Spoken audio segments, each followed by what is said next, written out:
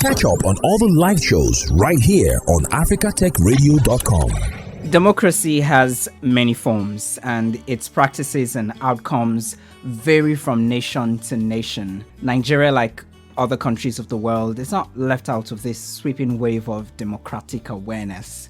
Now, the question of whether Nigeria practices democracy or something close to it is a totally different question. Many people have defined democracy, but some ideals which have been consistent over the years with the most popular form of democracy are regular, free and fair elections, freedom of expression and association, accountability of the state's administrative organs, universal suffrage, equal rights and participation of the local citizens in the formulation and implementation of development plans, and as well security to the entire populace. Well, most importantly, democracy should be able to enhance the provision and equal distribution of resources and basic human needs. The advent of digital technologies have advanced the purpose and function of democracy, and at the same time magnified the many disadvantages of the involvement of digital technologies in democracy. Since the will of the majority of the people is what democracy is dependent upon, and information is at the center of the decision-making process, many would expect that the new digital village will automatically advance all areas of democracy.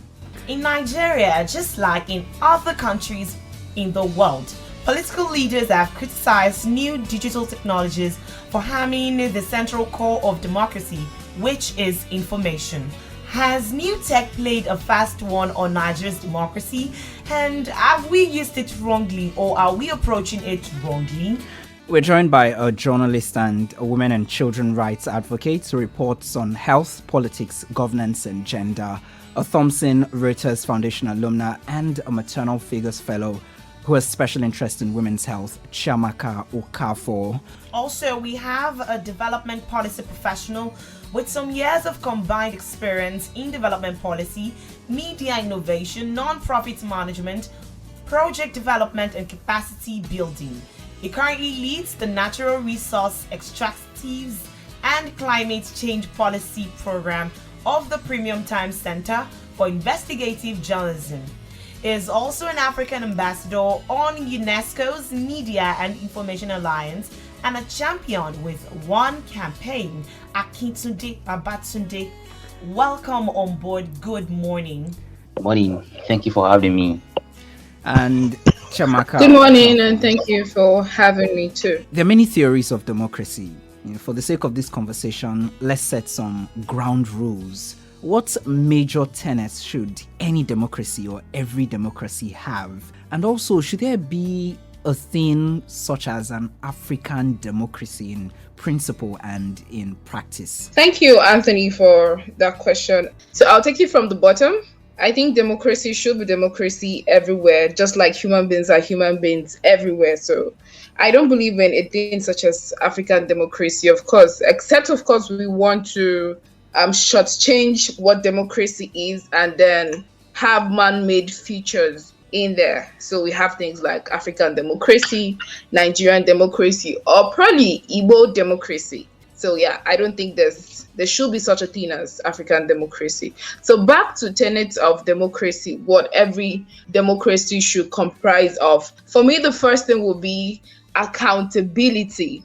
Democracy without accountability, I don't know what term to use for it, but that's not democracy. So there should be accountability, there should be responsibility, responsiveness, there should be transparency, there should be leadership. So we all keep saying leadership, but who is a leader? What is leadership? And so for leadership, there should be empathy, there should be attentiveness. You should be able to relate with the needs and the feelings of people who you are leading. But then, do we see that in our own climate? I'll leave that for you to figure out. But these for me are what I think every democracy should be made of. Of course, not forgetting equality, liberty, and so liberty and freedom are almost the same thing in that context. So for me, that's what tenets of democracy should be. Yeah, thank you very much. I also think democracy is democracy anywhere. It shouldn't be, a function of a Nigerian democracy, an African democracy or whatever. As we all know, democratic process should have a number of tenets that guides them that would say, yes, this process is democratic. And the first would be that there must be a system that allows choosing and replacing government through free and fair elections. And that's one, where people are able to say, okay, this is who we want to lead us, and this is the process we want to engage in bringing our leaders to bear.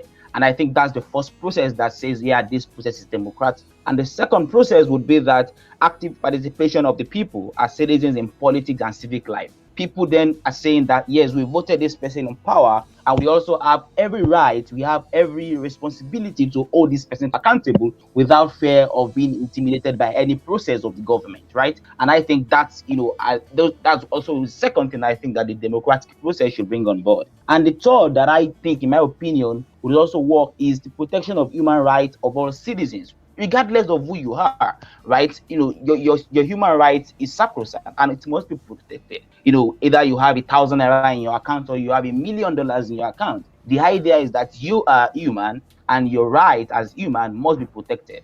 And I think that's what democracy is all about. And the fourth, before I get on for another question, will be that a rule of law in which the law and the procedures apply equally to all citizens, right? Where everyone will be judged, will be taken care of by the law, regardless of your color, regardless of where you come from, if you're Yoruba, if you are Ijo, if you are whatever, your human rights, and you are able to access rule of law, without, even if you don't have anything, you are sure that, yeah, if you're facing injustice, then you are sure if you go to the court, you will get justice. And I think these are the process that advances what we call democracy. And I think that's my idea of what tenet of democracy should be. Now, information plays a vital role in every democracy because it helps to determine what the majority decide. The more information we have, the better decision making we should make. Now, are the heightened negative issues a reflection of the issues already existing in Nigeria, or is there just something wrong with the tech or the brains behind it? I would start with Akintunde and then get back to Chiamaka. Okay, thank you very much. I think when we talk of information in a democracy, I think it's the opportunity for everyone to air their opinion, what we call freedom of expression. And I also understand that, we have the, tech has enabled this process to be more expanded in the past couple of years. For instance, as of today, we have, millions of messages that get to everyone in just a second, right? Right now, in the past years, it's not like this. So that has been that, technology has reformed the way we think, the way we do things. Now, how we use this technology then becomes a question of, interrogation. For instance, social media has been a platform for disseminating information beyond what we can explain. It's actually become, the biggest newsroom in the world, the biggest continent. I mean, Facebook, Twitter, and all that, it affected our life.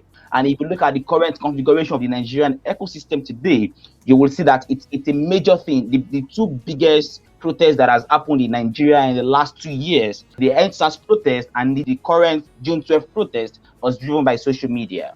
Right, social media is and this technology is a space that has given people what we call in digital media counter public space. And what do I mean by counter public space? Counter public space is when people who are oppressed, who feel that they are not getting what they should get in the democracy, come together, to talk about what is their collective suffering, and they then organize to become to advance whatever cause they want to advance. Right. So how we use this then becomes we have players who also latch on this technology to advance, hate speech, to advance fake news, to advance disinformation, misinformation, and all that. Right. So all these things are clusters that happen on the, as a result of the fact that we have tech at our fingertips. Right. So how we use this process and the consequences on us as humans, as citizens of the country, then becomes a topic of interrogation. And I will be able to expand on that if we are trying to look into the nitty-gritty of how technology has, evolved, and how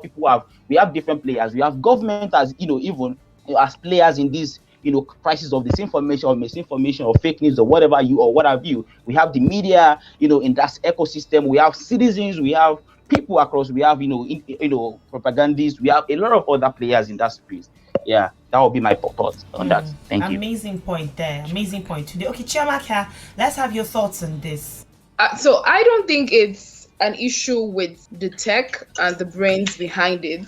I mean, so before tech became so ubiquitous in Nigeria, we've had these issues. So it's a question of have we been intentional about tackling these issues or nipping them in the bud? So I don't think it has anything to do with technology. However, like never before, really, like Akintunde rightly said, the world is experiencing an exponential inflow or even an information boom right now because of how pervasive and ubiquitous the social media has become or technology has become. So you can find information everywhere. As a matter of fact, everyone is now a producer of information, depending on how you want to say it, and also at the same time a consumer of information. What we say in communication parlance, we call them prosumers. So everybody now produces and consumes information at the same time. However, I think our problems today, the heightened negativity we see across board in every part of the country,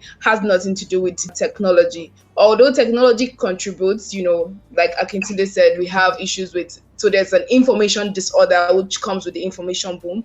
You have fake news, disinformation, misinformation, and the likes. But this is just a little percentage of the whole. So I would say, these are problems that have existed right before technology came into prominence like it is now. Now, misinformation, disinformation, and malinformation see more evidence in this digital age. So, Chiamaka, help us better understand these terms and how they have impacted Nigeria's democracy. Okay, misinformation, disinformation, and malinformation. This is how I like to help everyone understand this and how I understand it too. So it's difficult for me to forget it whenever I do it this way. So misinformation, take from the word mistake, right? It's not an intentional act.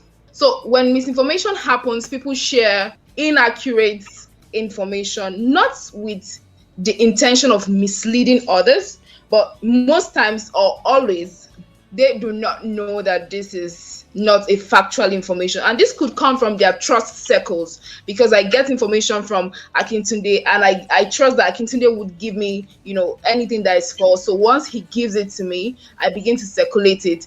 Of course, sometimes Akintunde might not also know that this information is false, and he might know, but because he believes or he knows I trust him and this is our trust circle, we take it and go on with it. It's just like a kid who is told by their teacher or by their parent that A is for ball.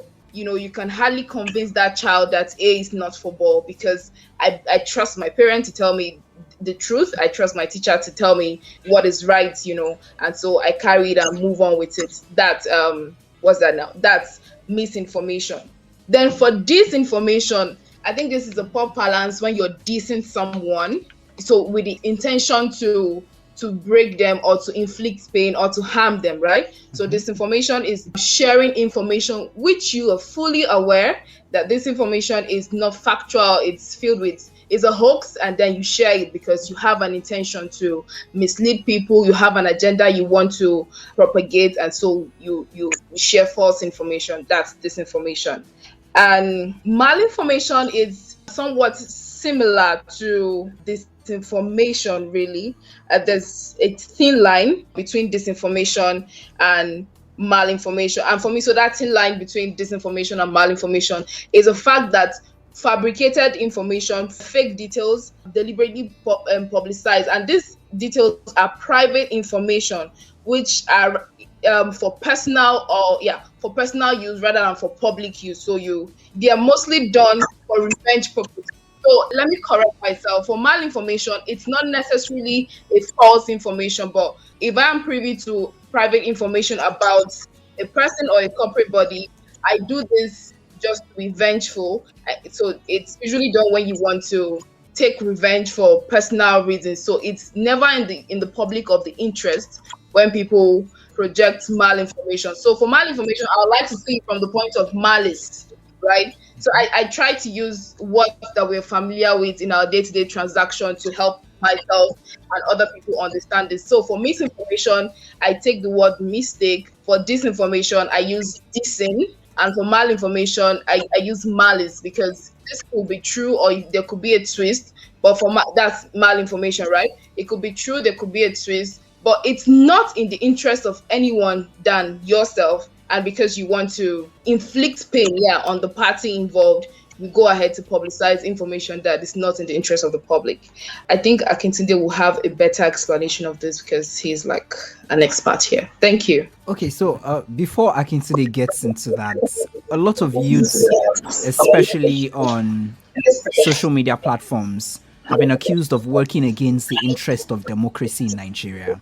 Now, looking at the demographics in Nigeria, those aged 40 plus, 40 to 84, make up about 18%.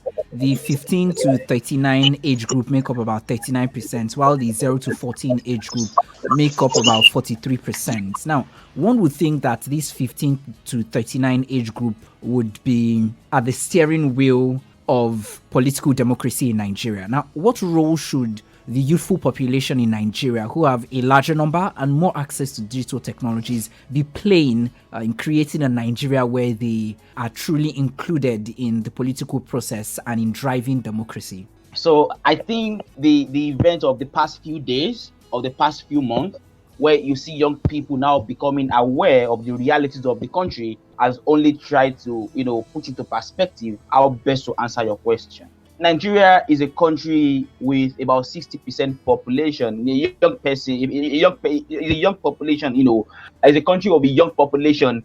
And if you look at that process, you would see that these young people, they have energy to advance, any disruption they want to get on. And this is evident in the space that you would see. The fintech space, for instance, you would see the technology space, ecosystem, and let me not even, narrow it down to one sector. The tech ecosystem in Nigeria today, you would see that even in Africa, in the world, Nigerian young persons are disrupting the space. And that's, that tells you the extent to which these people are ready to take charge of their future. The EndSARS protests, the June 12 protests, driven by young people, has also shown the discontent that has come to stay, with the political process and the governance process of our country. And I think what we need to do now for young people to take charge, like you asked, is to divest all this energy, all this anger, all this knowledge, these skills to a political movement that would disrupt the entire space. And that would be with a lot of strategy that would then advance. What do we do with these to advance development in our country? How do we get on this to solve unemployment challenges? How do we get on this to solve the extreme poverty that is now that has made Nigeria the headquarters of such in the world? And I think this is the best way that would then make us because we are already taking charge. Young people are already evolving in that process. Young people are now able to confront any challenges that they think would undermine the future of our generation. And I think the next aspect to get on is now to organize and then be more intentional in political process. And that would be not just registering for PVC, but also taking a step forward to engage the political process at the grassroots, from bottom up the process. And then we have a lot of energy to that, to then expand in making sure that that process becomes really interesting. Because not just politics, we also look at the governance process, we look at the policy process, and then we have to disrupt the entire space with the current energy that we have, the current skills and all that is in play. Because if young people in Nigeria can disrupt the tech ecosystem in the world, look at how amazing it would be to disrupt other sectors. And of course, the decision-making process of our democracy, which is the politics and the governance architecture in this space. Over to you, Chiamaka. Regulation of digital media sources has been proposed severally in Nigeria. Should we be talking about regulation? Plus, where do we draw the line between regulation and restriction? Regulation of media sources, digital media sources. Well, so for me, it's quite laughable because at what point do you begin to tell the media who their sources should be or what their sources should be? And as we continue to advance, so you're saying open sourcing should. So that's what you're saying invariably, that open sourcing is a no-no. But we've over time seen what open sourcing can do and how it helps so much. And we saw this prominently during the EndSARS protest with the various forensic reports that came out. And no one was spoken to. Nobody spoke to me or to Anthony or to you, Gloria, or to Akintunde. This was pure open sourcing, and details were out there for people to see. Verifiable facts were out there, which for me is, so speaking from a journalism perspective, verifiable facts are sacred. They are like the yes and amen of the profession. So you can't put things out there that people cannot verify. So if you want to begin to detect to people in this space on who their sources should be, it's no longer a regulation, really. You're beginning to restrict. So at this point, there's a thin line between regulation and restriction. Or I would like to say that the line between regulation and restriction has been covered, so we can't see it anymore. Regulation here now is restriction, and restriction is regulation, because from my understanding of what regulation is, it's the do's and don'ts of a certain profession, and these do's and don'ts should not be ridiculous do's and don'ts. So you can't say to me, do not speak to so and so, because I don't want that to happen. I don't know if you get the sense I'm trying to make, but for me, it's really laughable that we want to begin to restrict or regulate digital sources. How do you do that in a digital age? How do you begin to tell people that, no, you can't use digital sources when the world has moved? In fact, by 2022 or 2023, Nigeria would have turned off analog. So if you are saying in a Nigeria where analog will soon be turned off in a couple of years, people shouldn't use digital sources, do you not see the oxymoron there? The laughable one, actually. You're switching off analog and you're telling people not to use digital sources. I want to leave this as, things for us to ponder upon, because there's really no definite answer or response to what's going on. It's a continuous thinking process for everyone in Nigeria and, of course, the world at large, because what's going on here is seen in other parts of the world. In most parts of the world, really, we saw what happened in Belarus the last time, where an opposition journalist activist was arrested. His plane was turned back and he was arrested. So you would imagine that this could be where we are heading to, but I hope not. But if we continue to restrict divergent voices or dissent voices by saying, oh, digital sources are prohibited in this climate, then we really need to put in a lot of work, and we are up against something great, something hilarious. Yeah. Okay, just a follow up on that. For the regulatory authorities, there should be, that's it, if I would speak for them, there should be some form of regulation of whatever industry or sector exists in a country or a nation or even in a democracy. So does regulation inherently mean restriction, or would there be a way regulation would go and it to make it mean good for democracy and mean good for the people of Nigeria? Yeah, so we really have to be careful what we do, the kind of regulations we bring in. So the T&Cs of regulations, or what we refer to as regulation, need to be thoroughly scrutinized to make sure we're not moving into an authoritarian regime in regulating the media. For example, one of the regulations says that we should not broadcast things that will compromise the national security of the state, of the nation, right? Now, that's a regulation. But if you are saying we should not listen or have people who have different views from what you stand for, we should not speak to them because their views are not in line with yours, then that is not a regulation.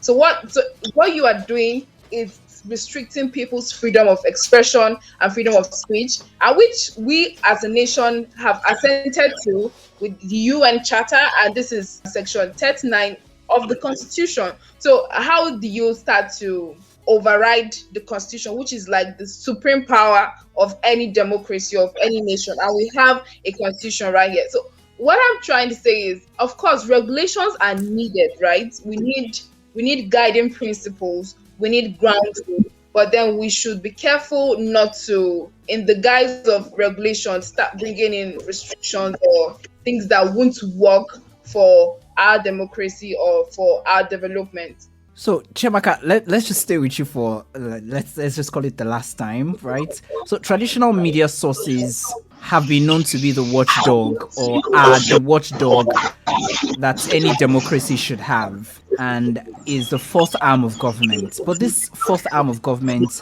is currently in a poor state. when we were speaking, you used the word crisis. Now, what are the implications of new media options in Nigeria's digital democracy? Yeah, like my boss would say, the Nigerian media is in a state of crisis. It's in crisis. And I love it so much when he says that because it actually captures what's going on. It's a crisis. There's no sustainability for media. The funding for media is not available.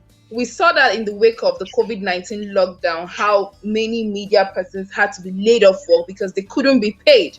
So how else, what's the better way to put it than saying the media is in a crisis, right? And so you ask the question of how the new media can fill in this space. I think that's what your question is. So what the new media has brought is a lot that we are grateful for, but it doesn't come without its own shortcomings, right? So it's come with expanded access to information, to whatever you can think of, but there's expanded access. Information is more available. We have a plethora of options to choose from. This is what the new media has afforded us right now. There are more producers of information. There's an exponential information boom. It also helps us to create a preferential list, right? A list of preference, a sectionalized audience. So for this sectionalized audience, it's not like it wasn't in existence before, but what the new media has done is it has essentialized, what we see now. So if you want to read up on agric details, you can just quickly do this, type it in your search engine. You don't have to scroll through the page of a newspaper before you get to it. You know where to find it. Oh, this is the column for this. You want to read up on security. And beyond that, we've also seen a rise of specialized media organizations. I'll give you an example. We have Home Angle. So if you want to read on security, this is what the new media has done. You move on to Home Angle, because they provide in-depth security reporting for people to see. If you want to read up on investigative journalism, you have the Premium Times there to read up from. You have the cable. So there are a lot of them. You want to talk about data. You have Data Fight. You have budgets. You also have FIJ, which is a new investigative journalism platform. So this is what the new media has afforded us. We've been able to sectionalize, compartmentalize these things, and so people can choose their preference, what they want to do. It has also provided new revenue channels for the media. And so now that we see that advertising revenue is not something we can fall back on like we used to before, now media houses have moved on to subscription, which is like easy breezy because everyone wants to know what is happening. So it's not too much to ask of your audience to pay a certain amount of money to access information for a year. And so this is also an innovative economic model for media houses. And these are innovations, the new media has brought with it. So essentially, I do not think the new media has displaced the legacy media or the older traditional media like we always refer to it. What it has done, it has given it a new face, really. It has provided a new platform for people to be able to read as much as they can from wherever they are. So before now, we had newspapers that were essentially located in the north that only northerners had access to. And we had those that only people in the west had access to, and likewise people in the east. But that's not obtainable now. Wherever you are in the world, you can read any newspaper in Nigeria you want to read. So I do not think the new media has displaced. Rather, it has provided an avenue to become better. Yeah. There are some media platforms in Nigeria that engage in fact-checking and other data-backed investigative journalism. But one major issue has been availability and accessibility to open government data. How much good will it do to Nigeria if the government data is available and accessible by all? Thank you very much. You actually mentioned a very interesting topic that accountability advocates, fact-checking platforms have been facing in the last couple of years. Even despite the fact that we have the Freedom of Information Act in Nigeria that allows citizens, access to any information that is any government, data or information in that space.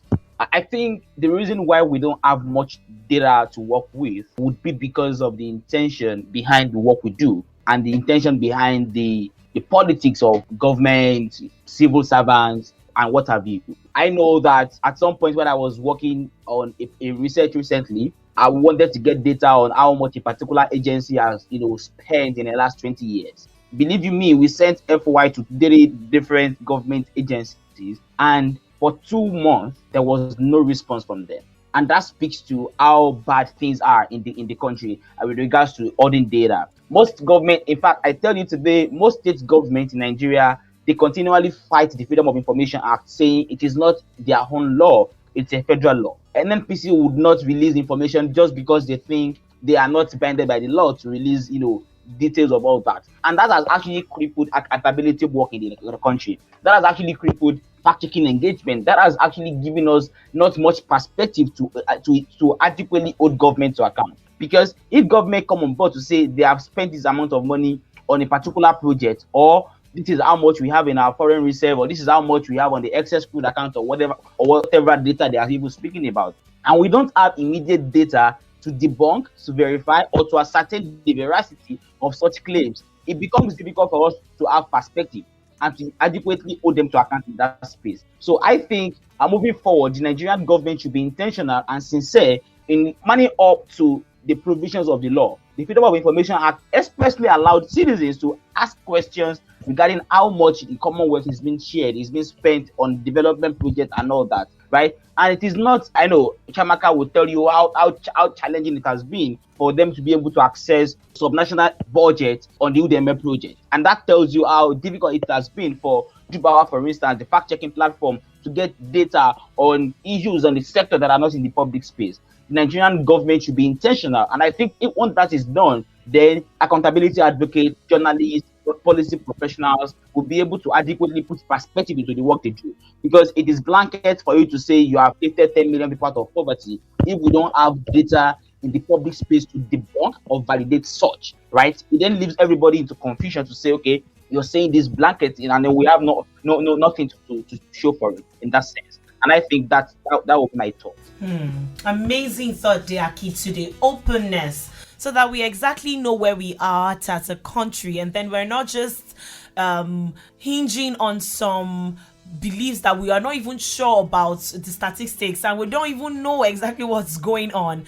I think I agree with you on that one. Openness is very, very important from the government, even as much as we celebrate today as Democracy Day. We've been speaking to a journalist, Chiamaka Okafor, and a development policy professional, Akintunde Babatunde. Thank you both for sharing your thoughts with us. Thank you for having us, Thank you very much for having us. Thank Gloria you. and Anthony. It's becoming clear what we do and do not know about digital democracy in Africa. We know that digital technology is acting as a disruptive force that simultaneously has liberating and destructive potential. But we hope that Nigeria can harness the liberating potentials of digital technologies to further our democracy. Thanks for listening, and don't forget to catch up on all the live shows right here on africatechradio.com.